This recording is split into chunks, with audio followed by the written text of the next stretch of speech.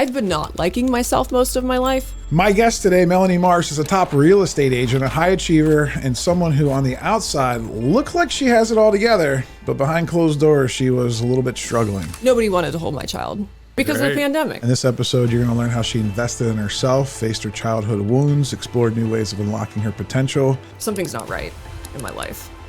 That this has all happened, and now it's led me to a point where I'm disconnected with my husband and I'm having feelings for somebody else. And what is going on with me? I find that for women, it's very common, actually. They just want somebody to talk to.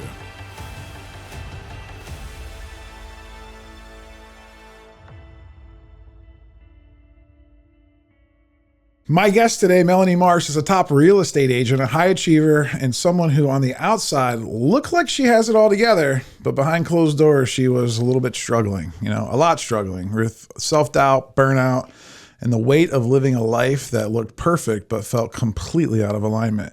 And like so many of us entrepreneurs, she found herself trapped by the expectations of success, social media, and the pressure of always having to keep it together.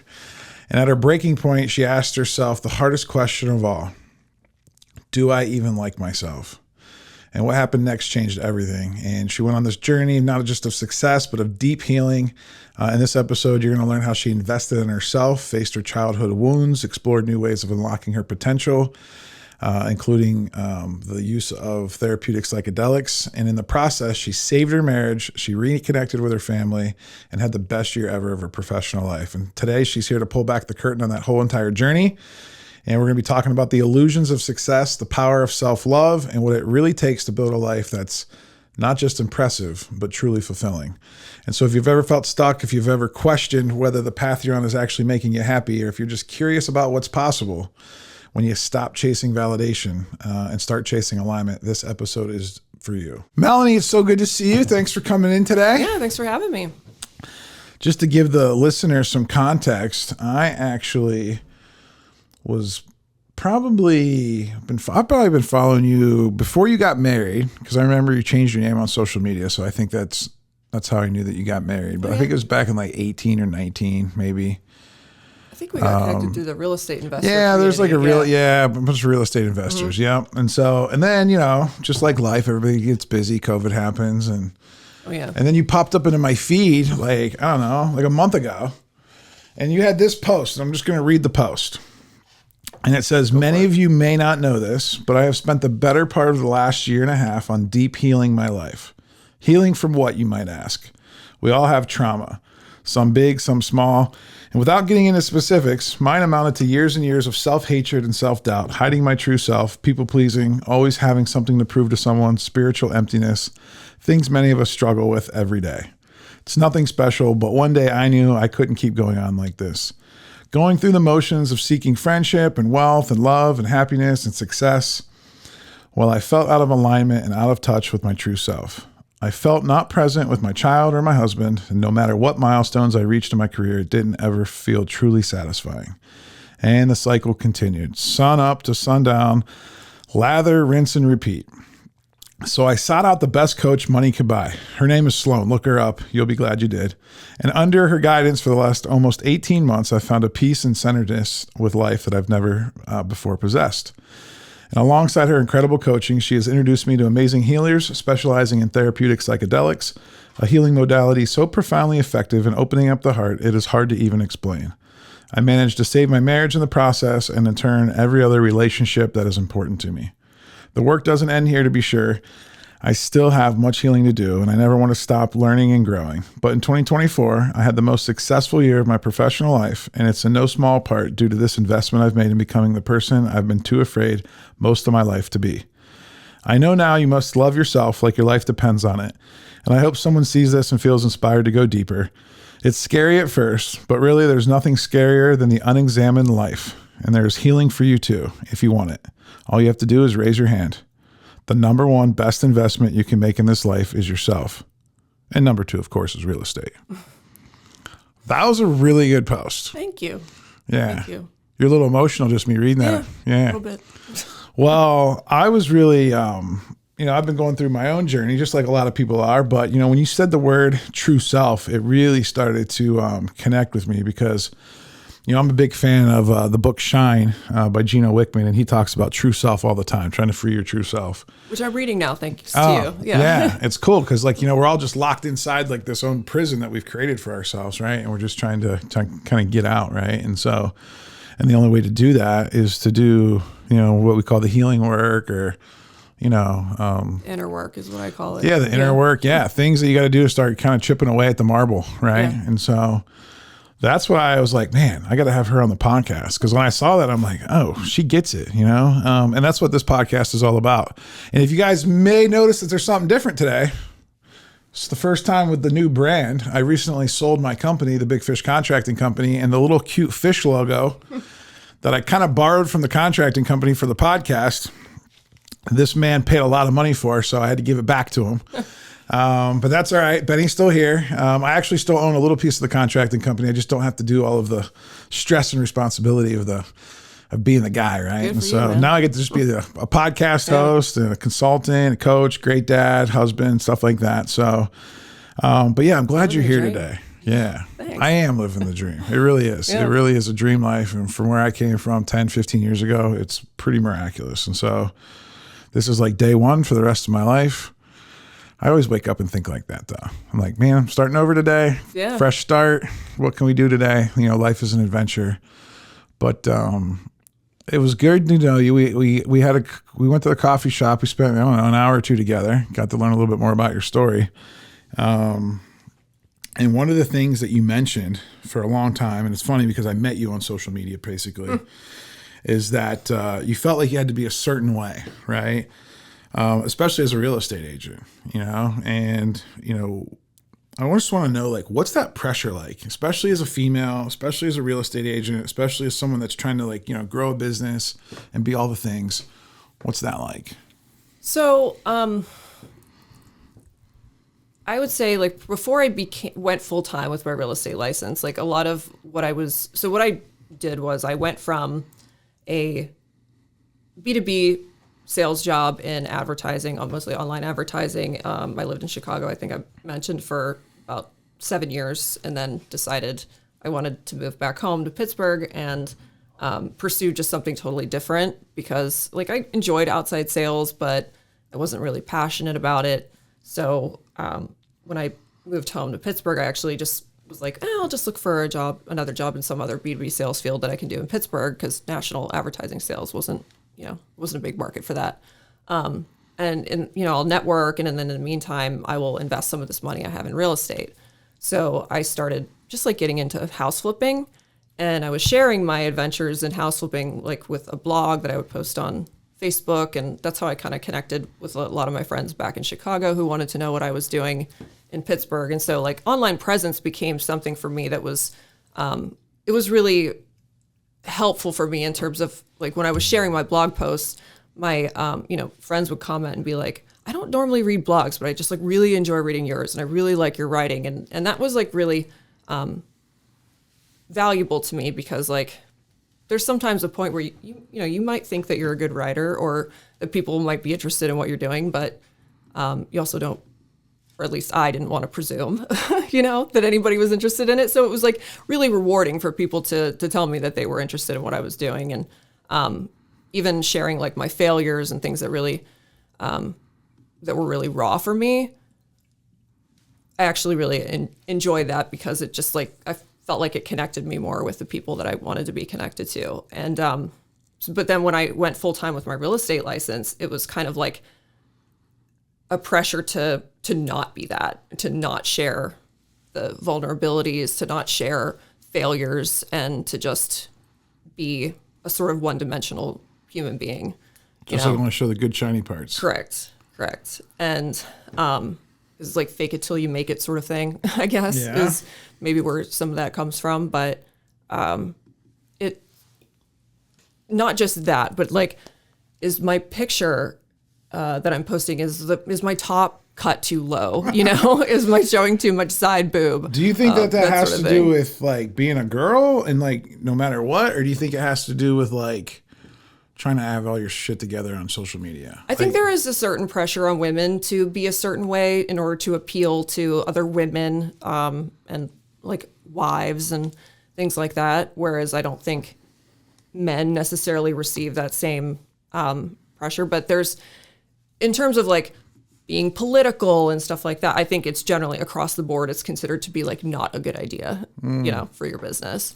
And I know that there are many successful agents who do still get politically vocal on Facebook, and they do just fine. They're very true to who they are. I have a couple friends who are agents who some people consider their content to be really, I would say, risque or like unbecoming, but they actually do very well. And so what I've started to notice is that like it seems to be more about like people that are unapologetically themselves seem to get ahead better and do better. Whether that's if being yourself is being the kind of person that everybody likes, or if it's just the kind of person that is a little bit more on the edge. But as long as it's unapologetically yourself, they seem to do all right. And that was something that I noticed. But I was having a hard time finding what is unapologetically myself. Oh, who am I? You know? That's true, because it's like, I think we go through life and we look up to other people, and then we try to copy what other people are doing, right? And then if you have like 7 different people that you're copying, then all of a sudden, like, it's almost like you're schizophrenic sometimes, like in your head, because like it's like one way I act like this, one way I act like this, and I'm trying to do all this together, but then it's like feels like it's so hard to keep up with. Right. And then inside you're probably just like, you know, like a basket case. Well, like I know for me, yeah. like it was like that probably like in my 20s a lot of times, and in my 30s a little bit. And I just realized, I'm like, you know what? I got to stop trying to be like all these other people. I just got to be Ben. Well, authenticity, I think, is what sells people on when you're in a business like mine, where you're selling yourself, like you are the business, and not necessarily like we're all the faces of our business, regardless of what kind of business we own or run. Well, you guys all have the pretty faces too. Like if you look at like 100 female real estate agents in Pittsburgh, it's like the glamour shot. Yeah, I guess. Well, there is a joke that like you never see like what they look like without hair and makeup done. Right. Like Which I don't think it's necessarily has to be like that, but like why is it always like someone's like you just see everything that's the best about people? Well, there is a running joke that like real estate agents or like that a lot of them started as like bottle service girls, you know? So, but I mean, the truth is that in real estate, many of us come to our careers in real estate because our other careers went nowhere. And that's, I think, maybe a reputation thing. Well, I think at the end of the day, you're just realize, I mean, I think you guys realize, and I think we all realize, is that you just need to be able to get paid on your relationships. Mm-hmm. And I think real estate just pays really well to have those same type of relationships that you would have had at the restaurant or at the bar exactly. or That's wherever a else very you good were point. working, right? Yeah. And so you're not really doing anything different. I mean, sure, you might be doing the thing a little bit different, like the widget's a little different, you know, filing paperwork and admin stuff and like showing houses. Sure, it's different, but like, is it really any different than like counting all your tips at the end of the night, running out the register? I mean, I would say that it is. But I would say there's more of a practice to it than that. But it's still the same types of tasks. You're just getting paid on how well your relationship skills are. Well, that's true. I mean, there's a lot of agents who I feel like are actually, I wouldn't say a lot, but there's a few who are, I don't necessarily think are like the best practitioners, but they still do really well because they're really good at working their relationships. Yeah, you know? So, great. Yeah, well, sure. And I think if they find good people to help them on the back end, you know, maybe they haven't went through that awareness yet in their life, because you know you can be. I'm like really good at relationships. I suck at paperwork. Oh, like same. Suck at paperwork Same. so bad. I'm terrible at it. And like, you know, there's very few people that are good, but you can beat yourself up, you know, trying to do that. So one thing I have to ask you, you know, you started, you know, you say like, I think you texted me this last night. You're like, do I even like myself? Oh.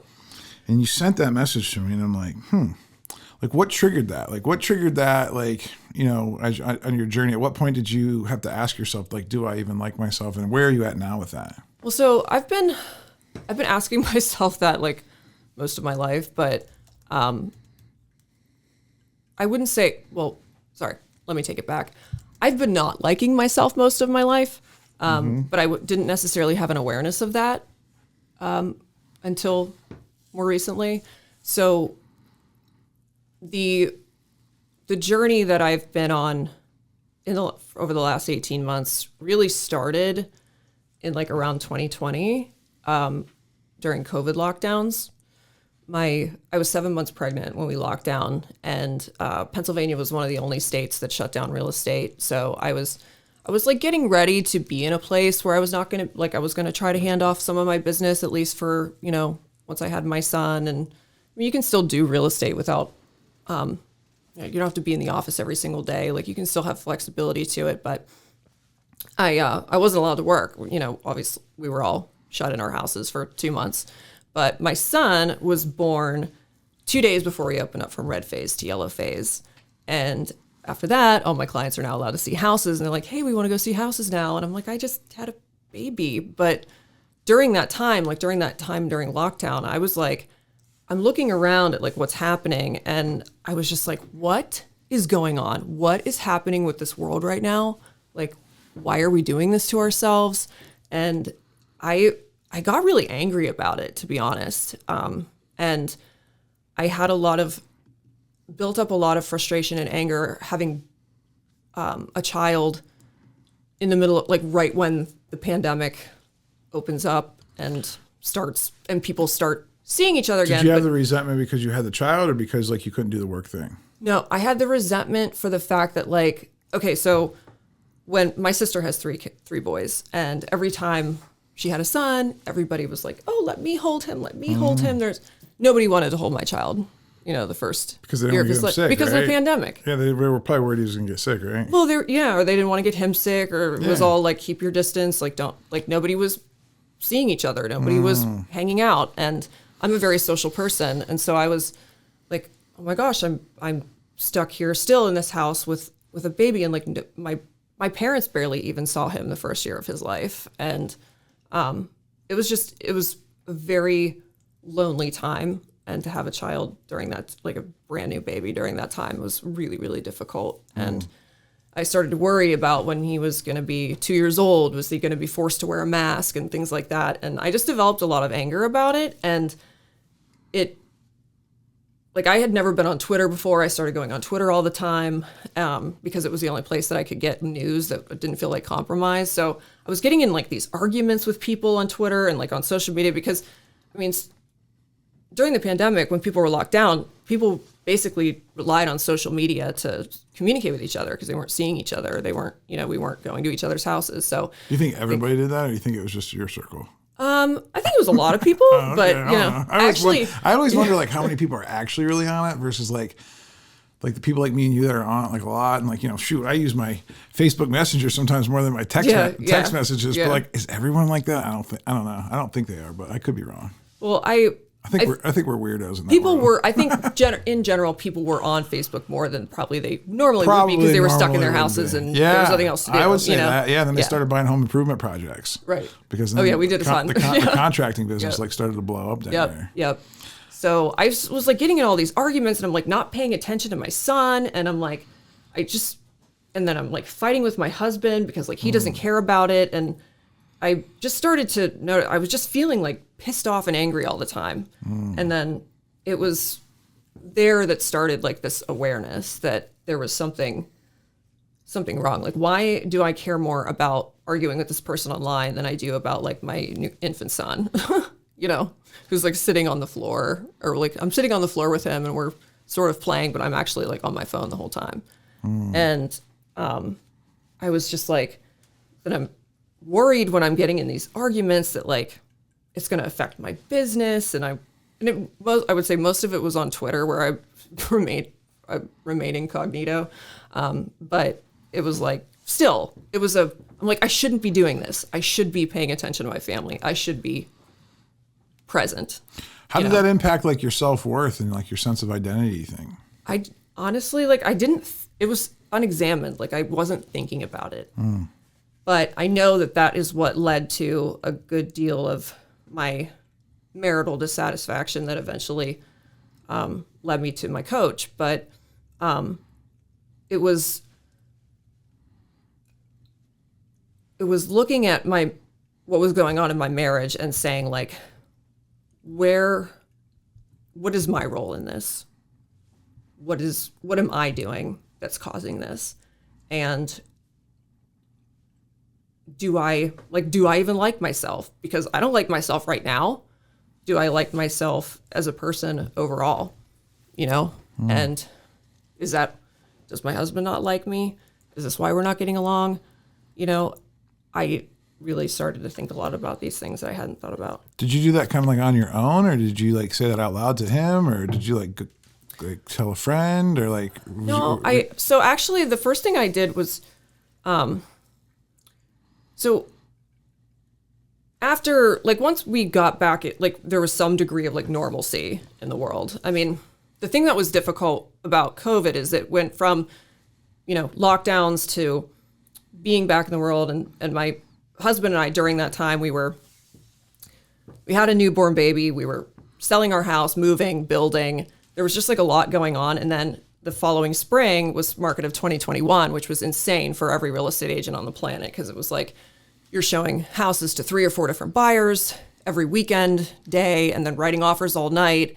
None of them are getting accepted. So you're like working hard, not getting paid. And then I'm coming home and getting bitched at by my husband for like not spending time with him and my son. And I'm like, I'm trying to build a business here, And that like led further to this disconnect. And, but then once the market kind of slowed down a little bit, then I started to like, we were just left with these pieces. Like we were settled, and all of a sudden we're like not happy. And, I never really voiced that to him.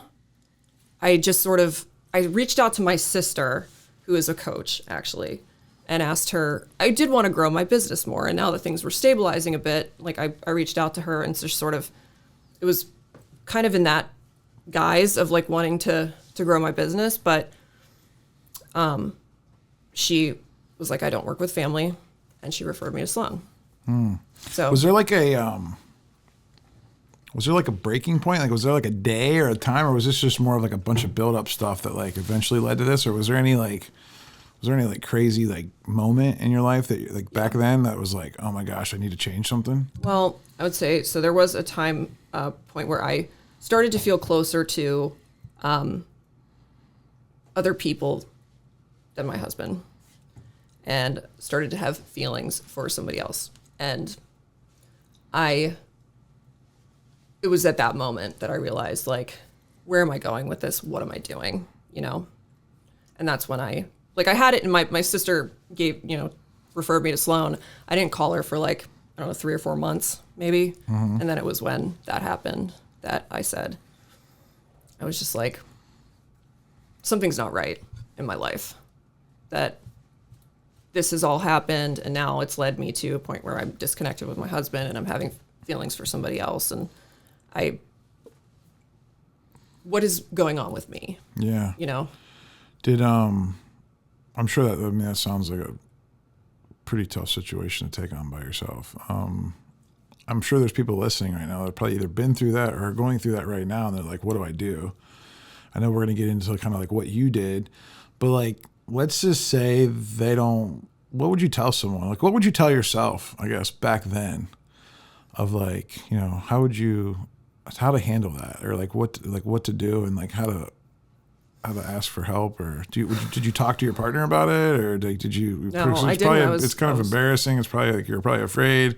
Of course, yeah. Yeah, so it's like this like weird situation where like you're damned if you do, damned if you don't. Correct. Right. Correct. And then, but like that can happen in any type of situation. That can happen with your job, whether you don't like your job, and whether you want to quit, or when you go to do something else.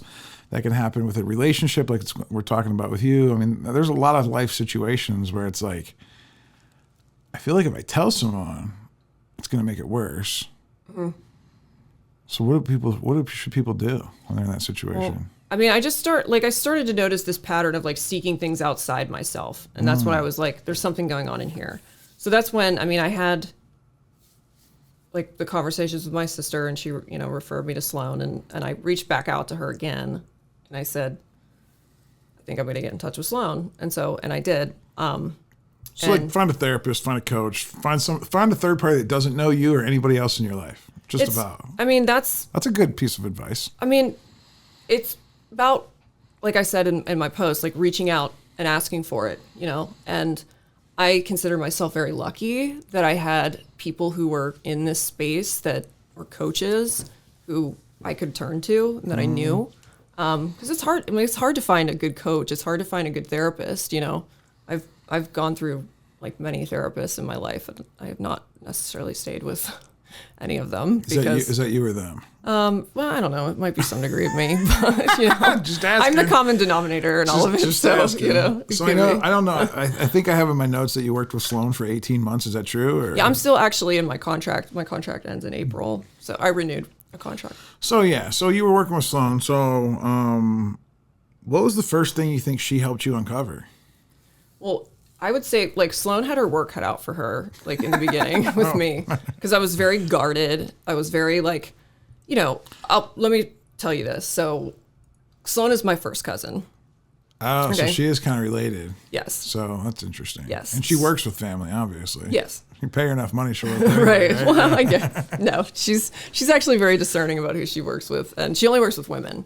So she's exclusively a coach for women. Sorry, guys. Yeah. No Sloan for you. But I'm sure Sloan can give you a nice recommendation. Oh, yeah. She definitely knows, you know, great male coaches in that space. So, but it was a little bit of it was tough because I had these like preconceived notions about Sloan. Like when my little sister was coaching with her,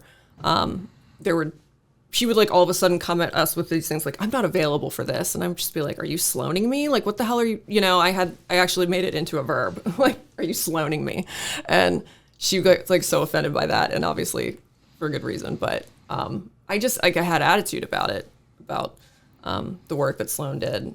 Because you know, when Sloan went through a very big transformation herself, and I don't want to like tell her story, but no, but if we get her on the podcast, I'd love to hear it from her. She has her own podcast too, actually. It's called Light Sessions with Sloan. You should listen to it sometime. It's kind of like a light coaching session, so you can kind of get an idea of how she coaches. But there was, you know, I have a very big family, extended family on my dad's side, and our dads are brothers, and there was like a lot of this kind of scuttlebutt between our family about like, oh, do you hear what's like Sloan's doing? Like she's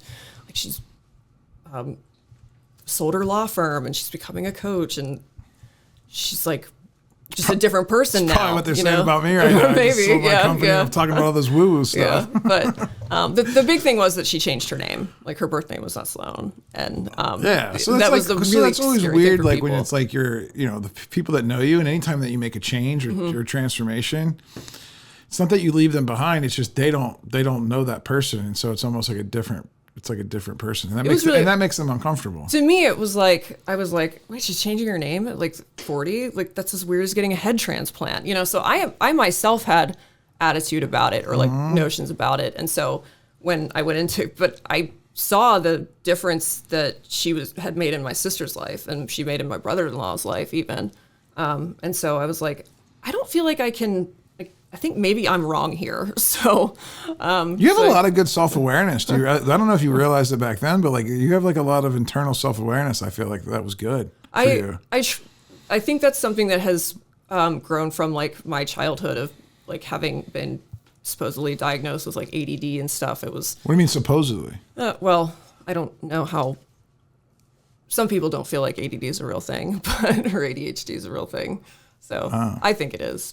I mean, because I've noticed that I don't want to get into all that, but it's a whole other podcast. Sounds like another podcast. Yeah, exactly. All right, so back to Sloan. So what is like what's the first thing she helped you unlock? Because I know that you had trouble talking to her at first, but obviously, was there like one moment that finally you just let the guard down, you just let it all rush out? Yeah, actually, so she had a retreat this was October of 2023 in Austin, where she had recently moved to.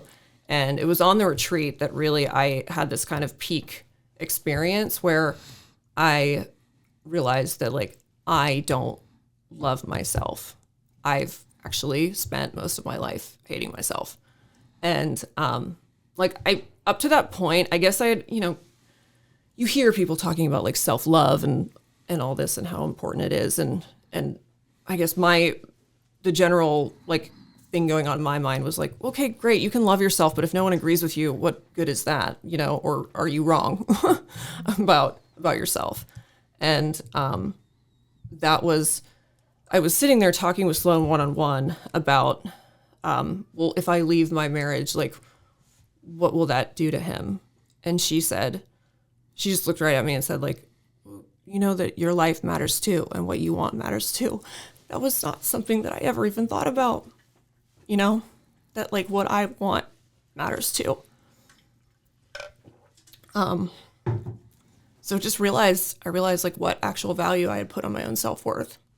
Because this whole time I'm thinking about leaving my relationship, I'm thinking about what it's going to do to him, you know, and, or like what people are going to think but it was that moment actually that I realized that. And it seems like really simple, but it was actually a very big awareness for me to see that. Because like I said, I think I looked at self-love as just this like hooey, like new age concept, but it's like in practicality has no real weight. Like what is self-love actually gonna help you do? Because all that matters is what other people think of you ultimately. And that led into like a whole, like realizing that and how like dysfunctional that awareness is, like leads you into so many other, like, it's like, oh, so if it's all about what other people are thinking of you, it's like, that's where all the people pleasing comes from, and understanding what people pleasing is and why we do it, and letting go of people pleasing. That's like one of Sloan's biggest things, you know. Where do you think you were at on the scale of people pleasing, where like, you know, maybe let's say 0 to 100, and let's say 100, you're a people pleaser, and 0, like you're not pleasing anyone. Like, where do you think you were at back then? I don't know. I'm definitely like on the upper scale for sure. And then, but like through all the work and stuff like that, have you come down more towards where like you don't feel like you have to do that anymore? Like I said before, it's like growth is a journey. Yeah. Well, it's ingrained inside of you, right? Like, and so you've been trained, right? You've been trained for 40 years or 37 years or 38 years or however long old you were when you had this awakening. You've been trained, and it's almost like in your DNA. It's almost like in your environment, just to like go through the motions of like, you know, and that's what makes you a great business person.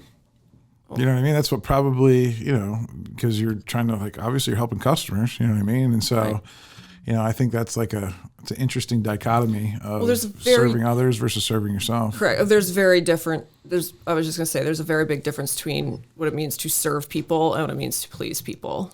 So, and coming into that awareness was just it was a huge, you know, turning point for me.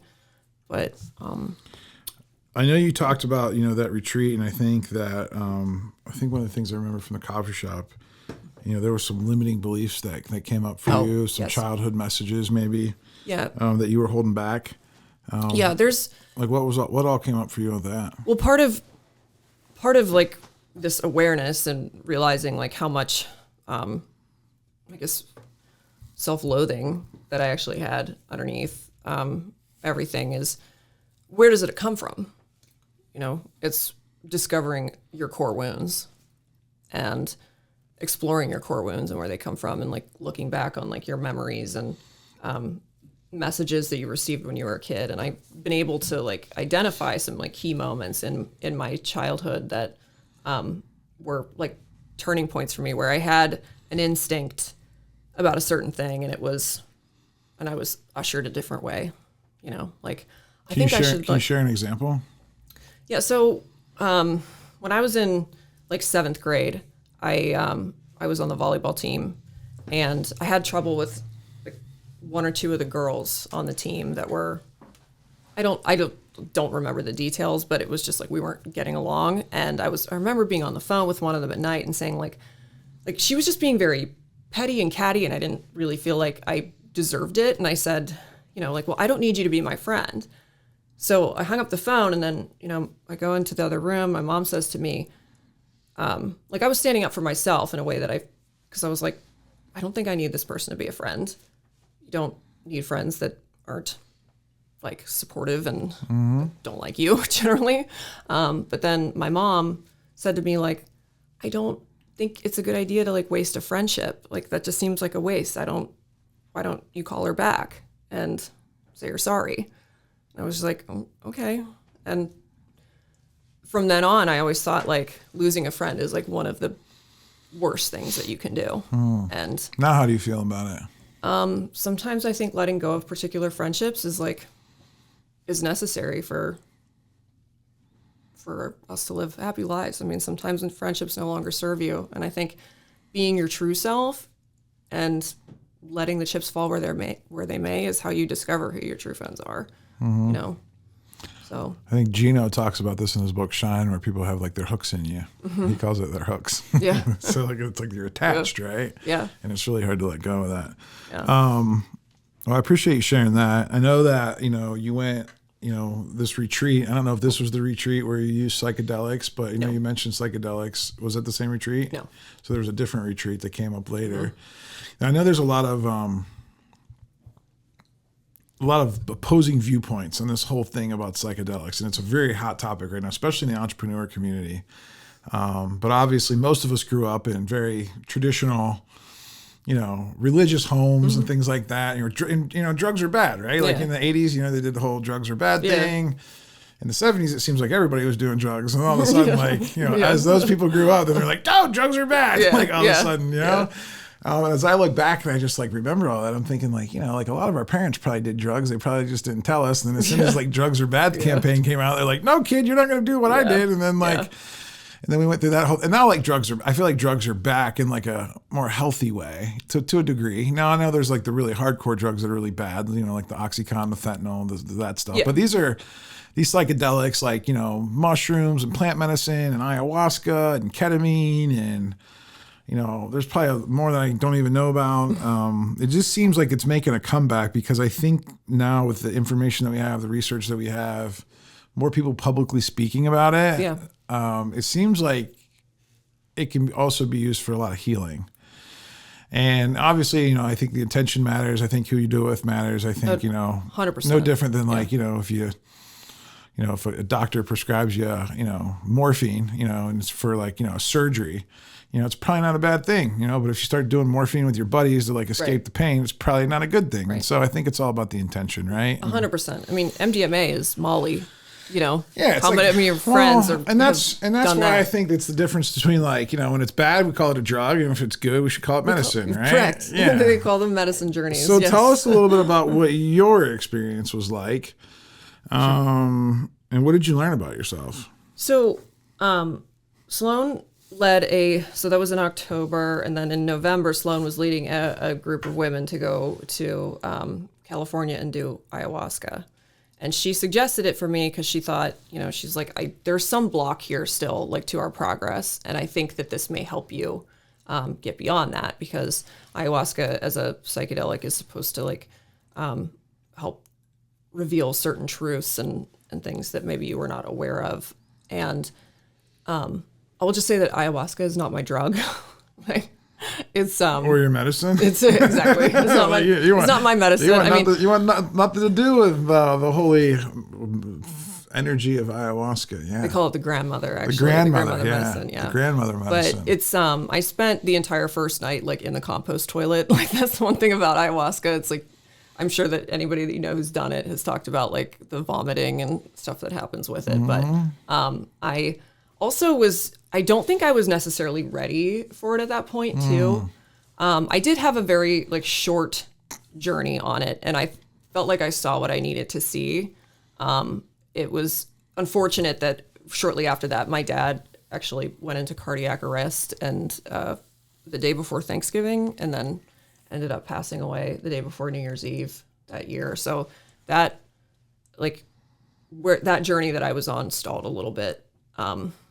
But I found that MDMA was the drug that really, or medicine we'll say, that really started to turn things around for me. So when you did the ayahuasca, did you see anything? You said you saw a few things that Yeah, I saw myself as a child actually. And I saw actually the thing, that came up for me was remembering when I was pregnant with my son. I remember initially told my husband I didn't want to find out what we were having, if it was a boy or a girl. And then as time passed, I realized, like, wait, I really, really want a boy. I don't want to have a girl who's just like me. And because, like, she's going to have a really hard life, or like she's going to have a lot of emotional pain. And so I was remembering that when I was when I was in my journey, and I saw myself like with my daughter, but when she turned around, she was me, and I just remember saying to her, like, you're perfect. Like, you're absolutely perfect, baby girl. And I just remember, like, coming to and thinking, like, if somebody had told me that when I was that little, like, how much different might my life have been, And not that my mother and my father were, well, my mother especially was a very loving, doting, wonderful mother. But there's, I think, a certain school of thought at the time that, like, kids should earn their self-esteem. And that is, it's difficult for a child to, like, is younger than 7 to earn their self-esteem. Do you know what the interesting part of all this is like, sure, like, let's just say your mom and dad told you all of those things. And I'm sure your life would have been different, but it just would have been different. We don't know, like, it's not like it's positive or negative, right? Like, because I think a lot of the things that you went through created a lot of inverse personality traits and behavior traits that are actually serving you well today. Maybe. Because, you have like a relentless pursuit of drive. Like, you're very committed to winning. Like, you want, it makes you it makes you really good in the workplace. I'm sure that it makes you a better parent. You know what I mean? He talks about this in Shine. One of the first things he says is that, like, entrepreneurs that are very driven, a lot of their drive comes from dark places, yeah. So it's like, like you could have had that great little, life, and, who knows, like you would have been at just a different place. Right. And, that's why I'm always, like, wondering, like, all right, so if I, like, give my kid everything I think that he needs as far as, like, emotional support, right? And all of that stuff that maybe I feel like I didn't get, even though, like, I feel like I had great mom and dad, you know what I mean? Like, I don't know, like, they weren't, like, they were good people. We're all doing better than, like, our parents did and their parents did. Sure. And, you know what I mean? We're all trying to do better. But, like, what, but, like, some of that stuff where I felt, challenged in my life and I didn't feel understood, like, drove me to, like, other things where I created this amazing life for myself. Right. To where, like, I don't know. So I always feel like I'm very thankful. Yeah. For, like, the past. What I do crave is, like, the understanding of it, though. And I think that's the coolest part of what you just did. You did a couple journeys, and, like, you started to understand at least, and then it could just make sense. There can be gratitude and found in, things that are painful in your past, because, I mean, life is choose your own adventure. It's like a series of choices and experiences. And it felt painful, it felt painful in the past. Like, now you can look at it as, like, wow, that was actually like amazing, because that was, like, creating who I am today. Well, one of the big things that I haven't shared is that, like, I think the most pivotal moment in my life that really, really changed the trajectory of my life was in 6th grade. I was put on Adderall, or Ritalin. For your ADHD. Correct. Yes. So it wasn't supposedly she had ADHD, or well, I went and was tested for it, but a doctor would never write a prescription for it if you didn't have it. Yes. So I was tested welcome for it. Welcome to the club. Thanks. I think we all have it at some point. I just never took my mom, I don't think she wanted me. I don't know why she didn't put me on the drugs, but I didn't have any drugs. Well, there was just it's not as common for girls to be put on Ritalin, especially at the time. Because they probably don't show the outward behavior. Correct. Right? They're more introverted about their ADHD. So there was a lot of, like, shame in that for me. And, like, it just kind of snowballed into this, like, I mean, my dad would say to me on certain occasions, like, quite a bit, he would say, like, you have ADD. You have to, like, if I ever, like, forgot something at home or forgot my keys, it was never just, oh, you're forgetful. It's like, this is your disease and you have to. Well, he didn't know anything about it either, though. So shoot, we're just starting to really learn about it now. I mean, it's a superpower. You know that? Have you not experienced that yet? Well, I've been medicated most of my life, so that's... Yeah. Well, and I don't know. Yeah, I don't know that part, but I do know for me that it's a superpower. And but the only time I ever took medication was when I was self-medicating with drugs, like in my 20s and 30s. But now it's like, wow, it's like I see so many like good things that can come out of it. But now I'm finally at a place where people will listen. Yeah. And I can get help, and I can, have someone do my paperwork for me. I can have someone do like, delegation is an art, Well, yeah. And like, because it's a total team effort, but it's no different. Like me and you are the ones that are going to go out and hunt and kill and bring back the food for everyone to be able to take part in. Right. Yeah. And so like, we have to help everybody. We're all helping each other. But I also had trouble though, I would say as a kid, and through most of my life, it's something I still deal with, but is with emotional regulation. But I was told just grew up with a lot of messages like, you're too emotional, you're too reactive, you spend too much money, you're too impulsive. Like, so these were just like beliefs about myself that had just carried into adulthood. And it was like, you still believe that? I mean, I can see now where the emotional dysregulation comes from. And like, I discovered a while ago that I have like a very big ego, and I discovered that that I had a very big ego, but not in the sense of like, you think of it as like a guy with ego, like arrogant sort of prick, it was more like I took everything very personally, and it led to a lot of like drama and stuff like between friends. And once I discovered that and I healed it, I actually had much better friendships. And that was where my journey really started. That was like around 2011, 2012. But then, a lot of stuff happened in between. And I found Sloan. When you said that, after the ayahuasca experience, you said MDMA is more your thing. Yes. Just briefly, just give us that experience. Like, what was that like for the first time? What was the setting like? What came up for you? How has that helped you? Sure. So that was like almost 9 or 10 months later and Sloan actually gifted me my first MDMA session. So it was the same place in California where we did the ayahuasca, but it was just one-on-one. It wasn't me and like 7 other women in a giant yurt, which is like, cool. It's something I'm really glad that I experienced, but it was just myself and the Alex, who is the wife of the husband and wife team. Who's like, she's like Mother Earth incarnate. She's like one of the most wonderful people that I've ever met. But it's MDMA is, and just for your like listeners, I mean, if they're not familiar with MDMA as a healing modality, I mean, MDMA was first, I think, introduced as a means for people with severe PTSD and like veterans. For example, my brother-in-law actually did this well before I did. And so I was aware of it for that reason, because like Sloan helped my sister and brother-in-law through his PTSD. He did tours in Iraq and Afghanistan and had, very, very tough PTSD. But it's really hard for someone with severe trauma to do therapy, because like when you are in therapy, the only way out of painful experiences is through. And if going through your memories of painful experiences triggers violent episodes, it makes it really almost impossible. But under the influence of MDMA, it reduces. It just quiets. It quiets that ego down. It quiets like that sense of like control. Well, it floods your body with like serotonin, and with love, basically. So they're able to actually make some incredible breakthroughs and like look at themselves, other people, even like their enemies, like enemy soldiers and stuff, with this under this lens of love. So it's like, well, if it can help somebody with some really big trauma make some huge strides and change their life, like what can it do for the rest of us?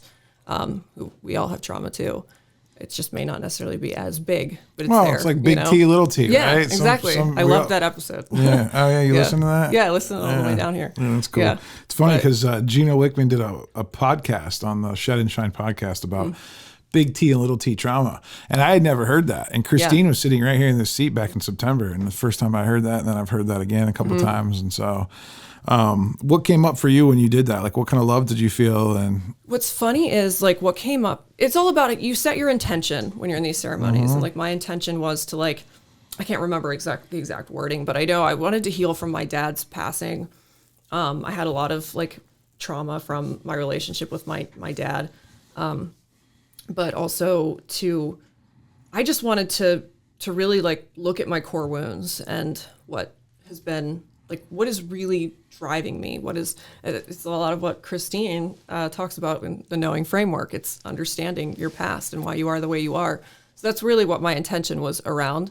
And the things that came up for me were actually like, interestingly, I had been working with the same therapist for like 2 years, things that I never even brought up to him just because I just thought like, I'm over this. Like it doesn't affect my life anymore. Give us an example. Like the girl that bullied me in 5th grade. And I once ran into her working. She was working at the Unimart when we were like in our 20s, and I thought, oh well, I won, So I thought I was sealed from that, but apparently I'm not, or I wasn't. But also like my pretty like an abusive relationship that I was in when I lived in Chicago, the first 2 years that I lived there, and actually the first time I ever got fired from a job, which was my job at EA Games. You had that big corporate job at EA Games. You know, it was. Yeah, I got hired with EA Games when I was 23 as one of their salespeople, and it was like I was making like over like almost 120,000 a year or something roughly, and like as a 23-year-old, and that was in 2008, was a pretty big deal, but like what happened is they hired. I was like their second in the country in terms of sales, like overall sales.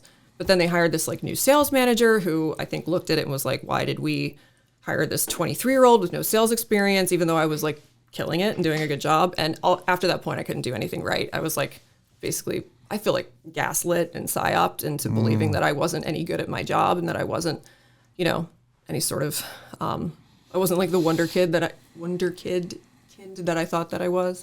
So it was like but I hadn't thought about it in a really long time. But do you think was that like one of your core wounds? Like, yeah, it came up for me. Like give me some examples of what core wounds like were for you, so that way people listening can like maybe try to figure out what theirs are. So one of them for me was with the abusive relationship that I was in, like just discovering and understanding that like I stayed in this relationship because I thought that I wasn't good enough for this person, and I felt like I didn't necessarily get the support from my mom to tell me that like you don't deserve this, and that sort of thing. And the like losing my job at EA in this very like psychologically like messed up way. And core wounds are actually more, when you use the word core wounds, it's usually in the context of like a young child and the things that wound us when we're young children, like before we're age 7 or 10. What were those for you think? I mean, I love my dad with all my heart, and I think he's actually was at his core like a really wonderful person. But he just screamed at us when we were kids, and I've heard since then, since talking about it, people are like, "Oh, my dad screamed at us too." But I mean, my dad was a very big man, and he had a very deep voice, and like he scared us, screaming at us and like getting into fights between me and my sister. And I wonder if his dad did that to him. Oh, I'm sure he did. Just keeps going back. There was like some just like level of like verbal abuse, I guess, what people might call verbal abuse. But and being put on Adderall at a certain age was definitely one of those core wounds. I think you told me that that's all right. When you said core wounds to me back when we had coffee, I wrote them down. You said too emotional, not reasonable, impulsive, bad decisions, not enough. Right? Yeah. Like those are the ones you listed out. Those are the ones I could write fast. Core messages that I got that I've been receiving my whole life. Yeah, that I'm too emotional. Yeah, and so like that's all comes from more of a younger version of you, the 7-year-old Melanie would say, and then those then start to show up in your adult life, right? Correct. And until it all boils down to, and you have this meltdown moment where you're like, oh my gosh, I don't know if I should be with my husband. Like, and that's like how it all like just finally shows up, right? And then you're going through this healing journey, and you're starting to learn a lot about yourself. And I kind of want to bring it back full circle now to like, all right, so after you did some of this stuff, how did you start then feeling about your husband? How did you start because that was a pretty emotional moment in your life. You had this other relationship that was probably, was confusing you, right? Yeah. And it was just a friendship, but it was like, but so like that, but it's an emotional thing, right? Yeah. And like a lot of times, I find that for women, it's very common actually. They just want somebody to talk to. Yeah, that's the thing. My husband and I weren't talking to each other. It's not even like not even like a romantic or physical or anything like that. Most of the time, it's usually just they just want somebody to hear them. Right. But again, and I think at the same time, you found that now through Sloan, coaches, therapy. Like you can get that other places. You just got to be kind of aware, like, hey. When you get a little flirty, it's not. It's actually not flirty. It's actually you're just trying to talk to someone that doesn't really know anything about you, and they're just open to hearing like who you are, and it kind of feels good. What I uncovered for me that it was actually a desire to just like be feminine, to be my feminine self, and which like in my marriage I was not being or really had a lot of place to be, but like going back real quick to like my first medicine journey, like what I discovered with the EA thing or the job thing was that like, I was like, oh, this is where a lot of my professional efforting comes from, is because I just want to prove myself, And so that actually led to a lot of like meaningful changes in my business or like how my attitude towards business and my like feelings of rejection. Yeah, well, that's a very masculine thing too. Like a lot of like that's where a lot of male entrepreneurs go through that. We don't feel like we're good enough. Like for our moms and dads and our teachers, and then like we get fired at work or we're not good enough. We get passed on at the sports team or passed on for a promotion, and then we just live this life of like trying to prove everyone. And it works pretty good if you can harness that for your job and your stuff. And so it almost like it's like you're on that same type of path. Which probably created a lot of masculine energy around you, and I'm sure your husband's, probably masculine too. So like, there's probably a lot of masculinity in that house. Right, exactly. And so that like nothing can go wrong there, right? Exactly.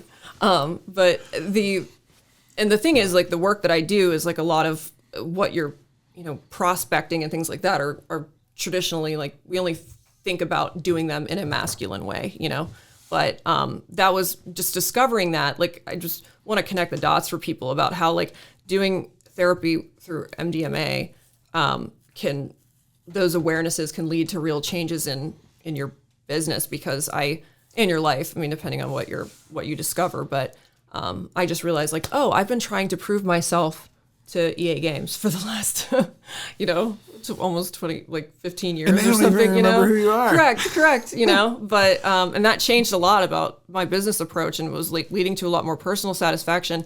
And then I'm looking at my marriage and saying like, I'm looking at my husband and saying, the first thing I said actually when I like came to, was the first thing I said to Alex was like, Luke needs to do this. Luke's my husband. And I was like, I want Luke to do this. So that was September. We ended up doing it together in January. So, but I knew that my husband had like, I could see, and he even said at one point, like, I could see his emotional blocks. There was a lot of like, we just weren't connecting emotionally anymore. He wasn't emotionally available to me, and we never talked because of it. And we always like had chalked it up to like, oh, well, life has been busy and you've been busy with work and this and that. I'm like, there've been plenty of times that we're just both sitting there and we just don't talk. And if somebody's not emotionally available, I mean, think about it. If they don't like care about your inner world and you don't care about theirs, like what do you have to talk about? So, and my husband said to me at one point in our relationship, I can't remember when, but he said, I cried so much when my dad died, I never wanted to feel that way again. And I just remember thinking like, well, I don't think that's like healthy, but I knew that there was something blocking him. There was fear, and I don't think that he actually placed a lot of value on his own self-worth either. He did a lot of things for other people. He's always been like a very neighborly guy. Do you think that's almost like what attracted you guys to each other in the beginning, that you just like, you guys kind of very similar, it seems like. Two self-hating people? Well, no, it's not that part. The part that were like, you guys are like always like in your own careers, you're very helpful. You got a bunch of things going. You could see that in each other. You just probably didn't see the dark side. Correct. At first, right? Right, because your oxytocin and I is think bonding I think that's very normal. And I think in relationships, and I think I shouldn't say every relationship, but I think a lot of people, if they're honest with themselves, they go through that There's that honeymoon phase in the beginning.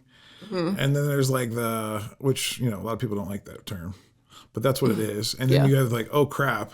Like now we have to be able to deal with some hard stuff. And I think it's in those hard times that like you find out a lot. And like some people quit and give up and they just, they break up, they get a divorce, whatever it is.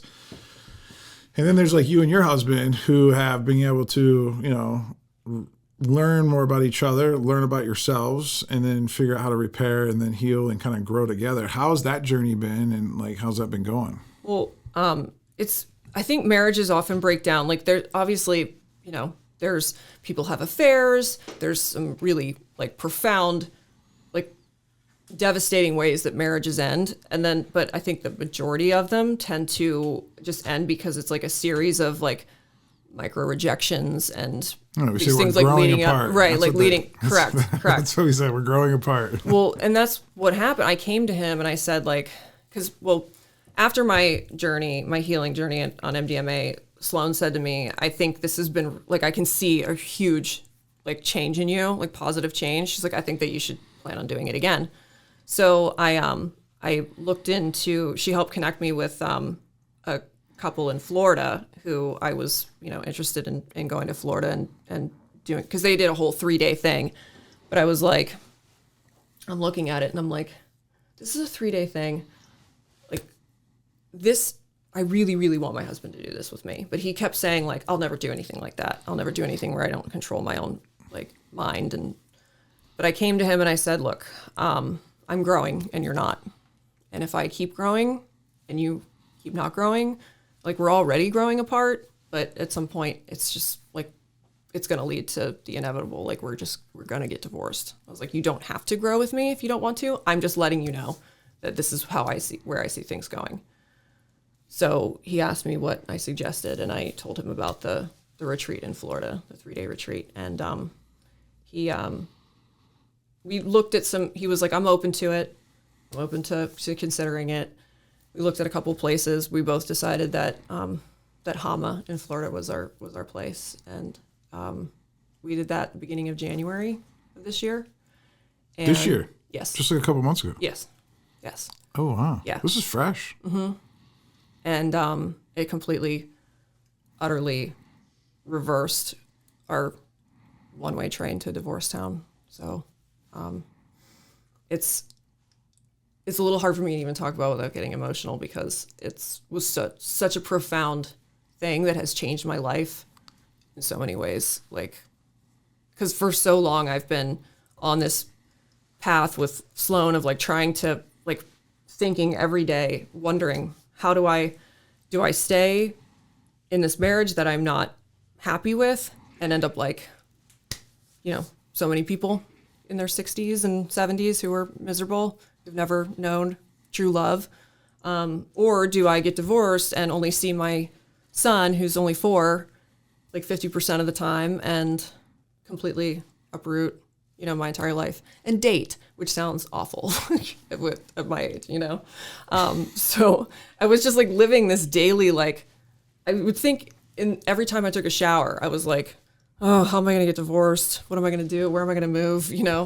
And this for me was like a last ditch effort to like not have to choose between one of those two things. Mm-hmm. I didn't have the best expectations of it. I mean, I didn't really have any expectations, I should say that, but I thought maybe one of the best things that could happen would be that we might be able to have a more amicable parting. Like maybe we'll both see we're not right for each other and have an amicable parting. Maybe my husband will fall more in love with me, but I won't fall back in love with him and it'll be even harder. I didn't really know, but I had to take a leap of faith and trust that at least the experience that I know that I had on MDMA, that whatever would happen, whatever the outcome would be for the best. So, and we were at a point in our relationship that we weren't being intimate. We weren't, and I didn't even know like that a relationship could come back from that. I thought once you're at a point where you're just like not into that anymore, that that's pretty much like the kiss of death for any relationship and there's no coming back from it. But it absolutely, I can tell you from experience, it absolutely can come back from that brink. So. What do you think people misunderstand about like relationships and healing? Well, I think I know that people say like, well, we've tried therapy, like marriage therapy. It doesn't work. It doesn't. And I can attest like, yeah, it didn't work for us either. But I think it all has to do with with intention. And I'm probably not answering this question very well, but maybe the thing that people misunderstand the most is that there is real healing out there, but you have to heal yourself first. Yeah. And maybe that's why a lot of marriage therapy fails, because we're looking at our partners as, I mean, most of us, honestly, like our relationships have become very codependent. Mm-hmm. You know, like we want other people to make us, or like our partner to make us feel better, in order to, or we want the relationship to make us feel better so we can show up better for other people. Whereas like healthy relationship is one where you work on yourself to show up better for your partner and to show up better for your relationship. And I think that's where a lot of healing or attempts at healing go wrong, because we're looking to fix the other person to be right for us, as opposed to fixing ourselves to be right for us. And then, do you think that everybody has to do like this medicine journey to like get that, or I mean, do you think that, I know that worked for you, but like everybody should. I don't see anything wrong with it. I mean, obviously there's, not everybody's going to be open to it. Do you believe that you can heal without it? Yes. I mean, I know people that have made profound changes, like positive changes in their life without it. I know, like, just a shortcut. It just really just does. It's a wonderful shortcut. It just drowns out. It just drowns out that ego to like be able to start doing the work. Correct. Because sometimes it's like the PTSD person. Yeah, we might not have all been in Iraq or Vietnam or Afghanistan, hearing bombs go off and shooting people and killing people, but it feels like that in our own life of the things that we went through. Just because they might not be as bad as somebody else's. It's still a trauma to us. Correct. And then that all just builds up. I know for my husband, it was huge because like my husband did not have like a traumatic or complicated, I shouldn't say, I didn't necessarily have a traumatic childhood, but like my childhood was much more complicated, I think, than my husband's was. I mean, he grew up in a very like he didn't grow up in like a screaming household, His parents were very like subdued, and like as far as he knew, like he loved them and he had a great childhood. So he was like, I don't know why I would be like, why I'm afraid of my wife's emotions. I don't know why I'm afraid of my own emotions and my child's emotions. And, but for whatever reason, like doing MDMA with me in this environment with the right entheo guides and the right intention completely eliminated those barriers for him. That's awesome. I know you said you had the best year you ever had in real estate in 2024, which was last year. How do you connect that to your healing journey, you think? So, I mean, it's just like, I think that to really build a business that, just going back to what I said in the very beginning about like being unapologetically yourself, is what really attracts people to you. And I didn't know who was myself, who is myself? What am I? What do I stand for? What are my values? What do I care about? Who do I care about? And coming into all of that and understanding that and owning that and letting go of people pleasing. Because like that, I mean, especially in a business where you are the business and you're selling yourself, and it's a relationship-based business, I mean, knowing yourself and knowing your boundaries and what is people pleasing and what is not, that's the key to that's to focusing on what you should focus on, to taking the business that you want to take that is going to get you to the next level. But you said something good there. You said figuring out who you are. So who are you? Like who is Melanie Marsh? I'm a suburban mom who believes in psychedelic healing. And I mean, I value connection and I value authenticity, and I love my husband and I love my son, and I love selling real estate. So what if we let me ask you this. So, because you said a lot of external things. Mm-hmm. And so that is true. What if we take away the real estate? Mm-hmm. And what if we take away the son? And what if we take away the husband? Yeah. And what if we like take all of that away? Like, who are you? I mean, I'm a human being. I'm a child of God. I'm a loving soul. That's what we all are, I think. At the end of the day, when you strip it all away, we're all the same. And that's something that actually my brother-in-law talks about in his MDMA, that he discovered in his MDMA journey. He gives a memorized talk that I can send you. It's on YouTube, but he talks about how, like, a lot of his pain and trauma from his Iraq and Afghanistan days are from, like, his, interactions with the enemy. And once that was all stripped away, you could see, like, I am him and he is me, just living a different life, Mm-hmm.